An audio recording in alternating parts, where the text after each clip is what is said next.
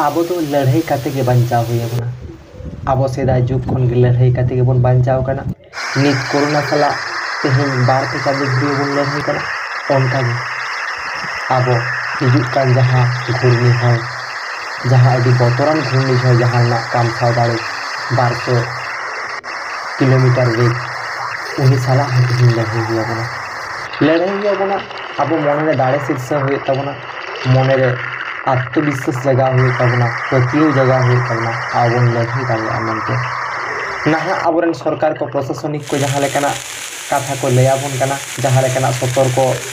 अवलम्बन ना कथा को लयाबन कना आबो उनको कथा बन बताव राखमा उनको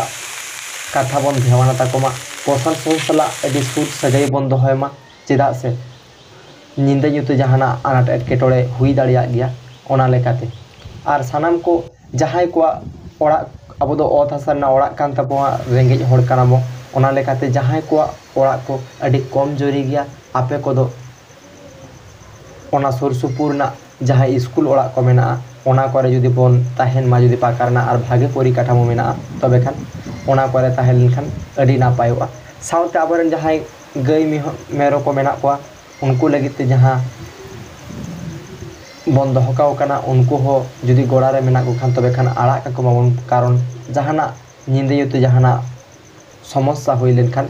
ओना अब बन टेकाव दाराम रे सुविधा हुयुमा ओना लेकाते से जहाना अब जस्ती नो आलो खुती मा ओना को ख्याल काते साउते प्रशासन सला प्रशासन जहां लोकल डिस्ट्रिक्ट साउते वीडियो नको को हो नंबर को एम दोहो का प्रत्येक टी जायगा रे उनको को आपे कॉन्टैक्ट नंबर को हताव का पे पुलिस प्रशासन को उनको को गड़ो को हताव पे आबन आसोआ अब जहां लेकाते कोरोना साला बन लड़ाईया उनका के नुई आमफाम जहां होय बादु नुई साला हबन लड़ाई दाड़िया आर नोआ लड़ाई रे बन जितते दाड़िया इnya पतियो साथे अब सानाम को ओना पतियो मने दोहो हुई तबना एनते रहो अब सतर्क दो ताहे हुई तबना सतर्क ताहे काते लड़ाई के आबुआ मारांग अकिलान से बुदान कमी दो हुई तबना ओना लेकाते सतर्क रे सानाम को ताहान ताबन पे 20 तारीख निंदा को सेन खन 21 तारीख सेता हबी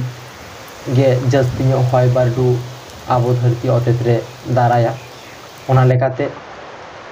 ओना बन टेकाव दाराम ना बोरी को मा एनखान जोहार।